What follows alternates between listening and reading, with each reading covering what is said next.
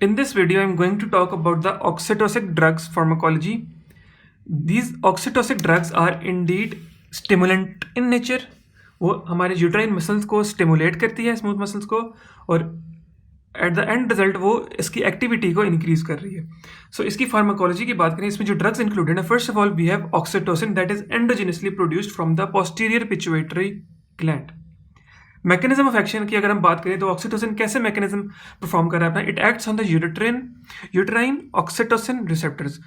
Uterus के जो muscles हैं उसके ऊपर रिसेप्टर्स हैं T3, और ऑक्सीटोसिन उन रिसेप्टर के साथ जाके बाइंड करता है and there is a stimulatory mechanism that is involve GQ pathway. तो अगर मैं mechanism of action of oxytocin की बात करूं तो किस तरह ऑक्सीटोसिन परफॉर्म करता है, इसी पहले को अगर हम समझ लेंगे तो हमारे पास आगे समझना बहुत इजी है कि मसल कैसे स्टिमुलेट हो रहा है. ऑक्सीटोसिन के रिसेप्टर्स होते हैं, ऑक्सीटोसिन स्टिमुलेट्स द रिसेप्टर, ये G प्रोटीन रिसेप्टर्स होते हैं. सो G protein receptors, G protein is activating the phospholipase C. Phospholipase C IP3 को स्टिमुलेट करता है. IP3 इनोसिटाइल फॉस्फेट, इनोसिटाइल ट्राइफॉस्फेट जो है वो एंडोप्लाज्मिक रेटिकुलम पे जाता है और उसको कहता है कि तुम कैल्शियम को रिलीज़ करो. जब कैल्शियम रिलीज़ होता है ना, तो कैल्शियम ना एक स्टिमुलस है मायोसिन लाइट चेन काइनेज को एक्टिवेट करने के लिए. मायोसिन लाइट चेन काइनेज नाम से चल रहा है कि मायोसिन को स्टिमुलेट करता है. मायोसिन एक्टिन स्लाइडिंग होती है, उस स्लाइडिंग की वजह से हमारे पास फिर कॉन्ट्रैक्शन का इफेक्ट आता है, और ये सब हो रहा था inside the cell. Outside the cell oxytocin is present that is stimulating the receptor, और कैल्शियम के लेवल्स, इंट्रासेलुलर लेवल्स कैल्शियम के within the cell levels फिर इंक्रीज करेंगे तो MLC के एक्टिवेट होगा तो कॉन्ट्रैक्शन आएगी. अगर MLC के एक्टिवेट नहीं होगा, कैल्शियम के लेवल्स भी नहीं होंगे, तो फिर रिलैक्सेशन आएगी. So that is how oxytocin is acting in the body. इस तरह हमारे पास एक स्टिमुलेटरी एंड रिजल्ट आया due to oxytocin. The kinetics that are involved in oxytocin are duration is 20 minutes, IV or IM route is utilized.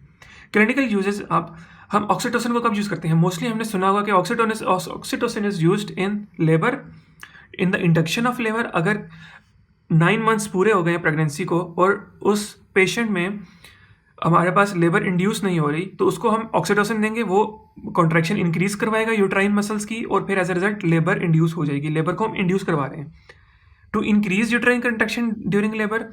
अगर contraction कम है during labour तो हम ऑक्सीटोसिन देंगे तो वो कॉन्ट्रैक्शन उसकी मसल की ज़्यादा हो जाएगी, तो एज अ रिजल्ट हमारे पास लेबर का फिनोमेना इंक्रीज कर जाएगा.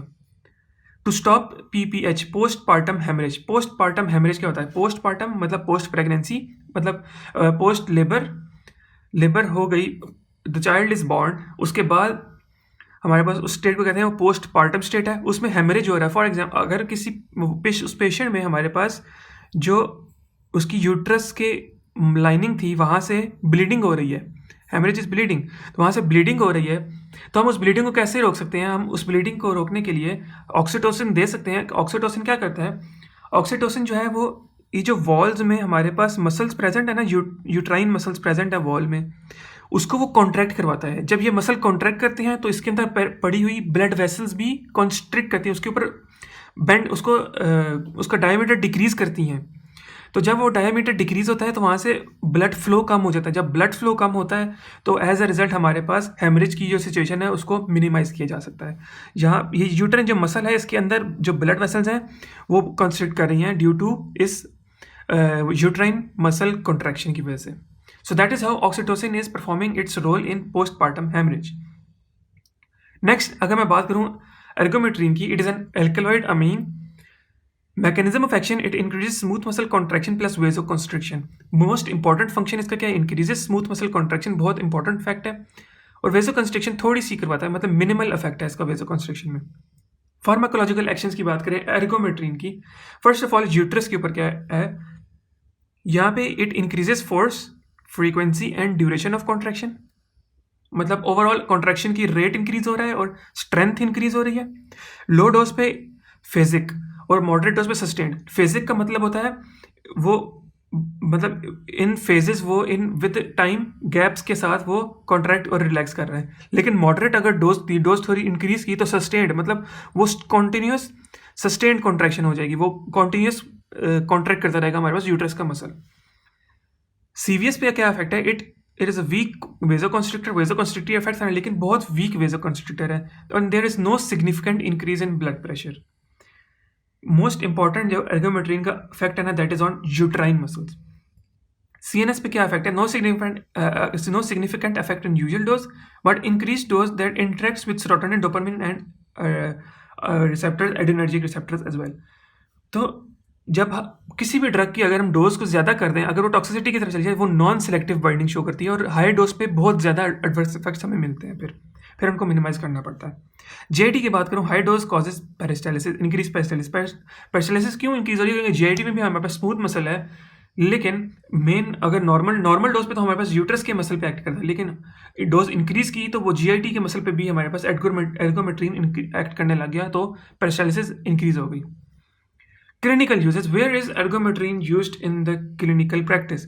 Postpartum hemorrhage. सेम यही फिनोमेना था कि मसल को कॉन्ट्रैक्ट करवाना है, स्मूथ मसल की कॉन्ट्रैक्शन करवानी है, तो यूट्राइन की वॉल में हमारे पास जो मसल्स हैं उनको कॉन्ट्रैक्ट करवाएंगे, उनके अंदर प्रेजेंट जो ब्लड वेसल्स हैं वो भी कंस्ट्रिक्ट कर जाएंगी, उनसे ब्लड फ्लो मिनिमाइज हो जाएगा, बहुत कम हो जाएगा, तो फिर हम हेमरेज को ट्रीट कर लेंगे, वहाँ पे ब्लड लॉस नहीं होगा।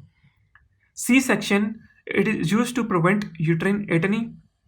C-section की केस में हम यूज़ कर सकते हैं अगर हमारे पास चांसेस हैं कि किसी पेशेंट का यूट्राइन मसल वीक है और वो मसल डैमेज के चांसेस हैं हमारे पास, तो हम C-section करते हैं उस पेशेंट का, और हम ये एर्गोमेट्रिन देंगे ताकि यूट्राइन की कॉन्ट्रैक्शन जो है वो एटनी की तरफ ना जाए, मसल्स को वो डिस्ट्रॉय ना करे। Adverse effects includes no usual effects at the normal dose, लेकिन may be there can be some nausea and vomiting as well, क्योंकि वो GIT के इफेक्ट्स की वजह से आ रही होती है। और BP की हमने बात की कि नॉर्मल डोज पे तो BP इंक्रीज नहीं करवाता, लेकिन अगर हाई डोज दिया तो वेजोकंस्ट्रिक्शन का इफेक्ट आएगा थोड़ा सा, तो BP इंक्रीज कर सकता है उन पेशेंट्स में जिनमें पहले ही ब्लड प्रेशर का प्रॉब्लम है, हाइपरटेंशन का प्रॉब्लम है, लेकिन नॉर्मल पेशेंट्स में वो नहीं करेगा। Contra indications, pregnancy before 3rd stage of labour, क्योंकि एर्गोमेट्रिन जो है वो प्रेगनेंसी को इंड्यूस करवा रहा है, वो मतलब प्रेगनेंसी को जिस तरह ऑक्सीटोसिन करवाता है इंड्यूस करवा रहा है, वो अफेक्ट देता है, कॉन्ट्रैक्शन इंक्रीज करवाता है और फिर प्रेगनेंसी इंड्यूस होती है। लेकिन हम 3rd ट्राइमेस्टर से पहले नहीं चाहते कि प्रेगनेंसी हो, क्योंकि वो बेबी जो है that is not fully mature, तो इसीलिए हम प्रिवेंट करते हैं, कॉन्ट्रा इंडिकेटेड होती है in the before the 3rd trimester, और 1st और 2nd में हम नहीं देते। वेस्कुलर डिजीज़ अगर कोई होगा तो वेजोकंस्ट्रिक्टरी इफेक्ट है, तो वेजोकंस्ट्रिक्टरी इफेक्ट एट हाई डोज हमें प्रॉब्लम कर सकता है, बॉडी में ब्लड प्रेशर को अल्टर कर सकता है। हाइपरटेंशन हो सकती है क्योंकि वेजोकंस्ट्रिक्टरी इफेक्ट है हाई डोज पे, और अगर किसी पेशेंट को पहले ही हाइपरटेंशन का प्रॉब्लम है, उसको हमने बेशक वीक वेजोकंस्ट्रिक्टर दे दिया, लेकिन उसको फिर भी मसला तो होगा, तो इसलिए हम कॉन्ट्रा इंडिकेटेड होती है इस केस में। Liver and kidney disease, these are associated with metabolism and clearance of drug from the body.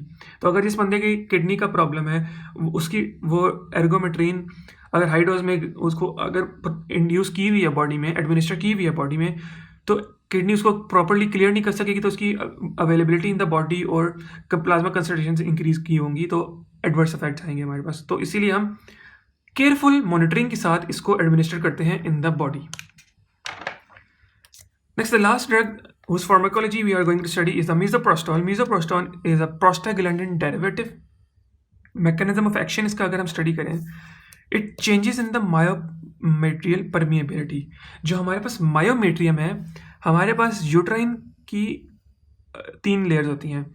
The middle one जो मस्कुलर लेयर होती है उसको हम कहते हैं, ये मसल वाली लेयर जो होती है इसको हम कहते हैं 1st layer, 2nd layer and 3rd layer. ये जो बीच वाली लेयर प्रेजेंट है इसको हम कहते हैं मायोमेट्रियम, इसमें मसल्स प्रेजेंट होते हैं, स्मूथ मसल्स हमारे पास प्रेजेंट होते हैं।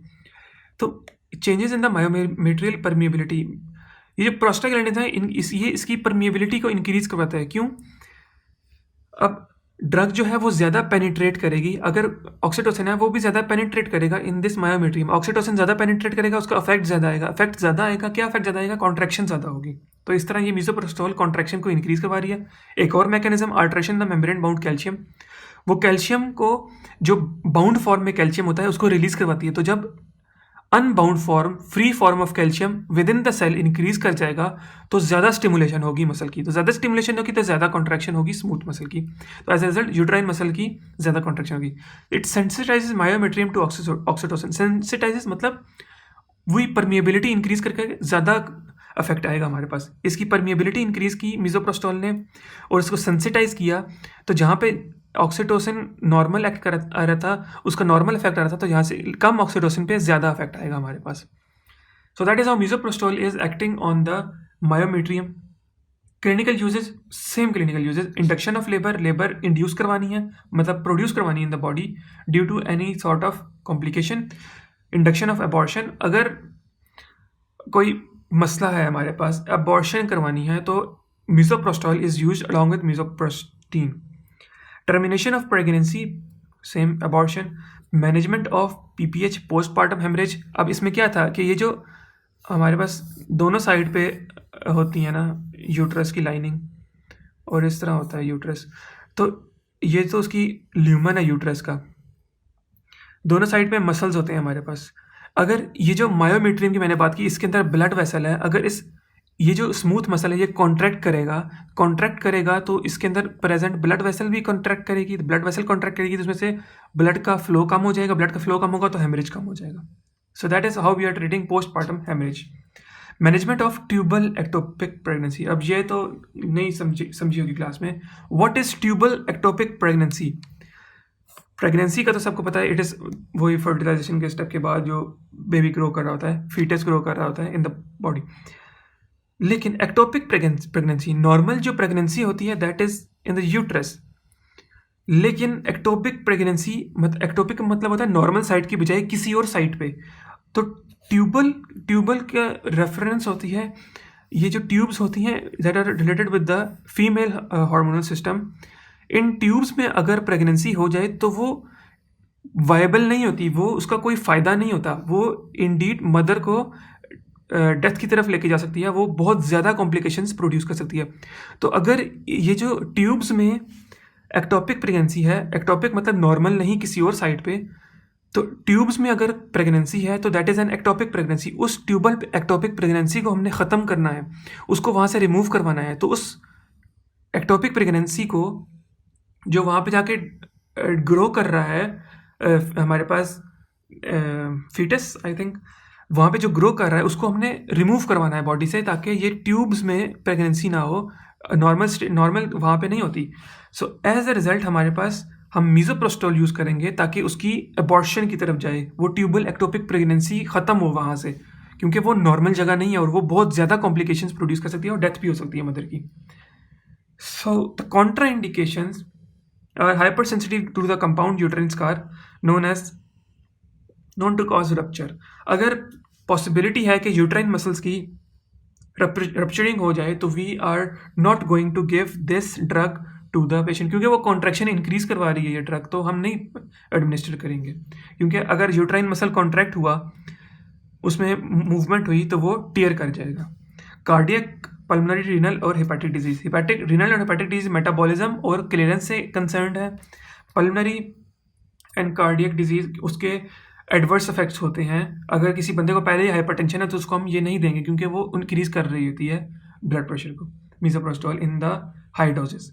So that is all about the pharmacology of oxytocic drugs or the drugs that are uteronics or the uterine stimulants.